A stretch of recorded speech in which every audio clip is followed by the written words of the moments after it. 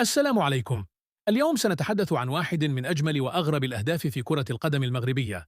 هدف سيظل راسخا في ذاكرة الجماهير لسنوات طويلة.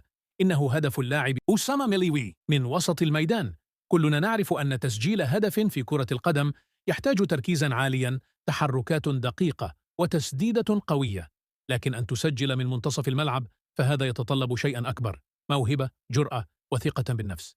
في تلك اللحظة الحاسمة، حين كان الجميع ينتظر تمريرة أو هجمة تقليدية، فاجأ الجميع برؤية مدهشة. رفع رأسه، لاحظ تقدم الحارس عن مرماه، وأطلق تسديدة صاروخية من وسط الميدان.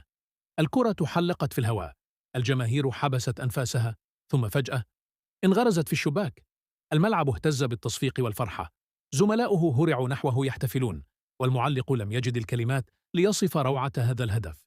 هدف جعل اسمه يتداول على منصات التواصل الاجتماعي، وأعاد للأذهان أجمل الأهداف العالمية التي سجلت من منتصف الميدان. لكن الأهم أن هذا الهدف لم يكن مجرد صدفة، بل كان دليلاً على ذكاء اللاعب، ثقته بنفسه، وقدرته على قراءة الملعب في جزء من الثانية. الجماهير وصفت الهدف بأنه هدف تاريخي لن يتكرر بسهولة، إبداع مغربي جديد يكتب في سجل كرة القدم، تسديدة لا تحدث إلا مرة كل 10 سنوات. وهكذا دخل أسامة التاريخ من أوسع أبوابه، بهدف واحد فقط جعل اسمه يتردد بين عشاق كرة القدم في المغرب وخارجه.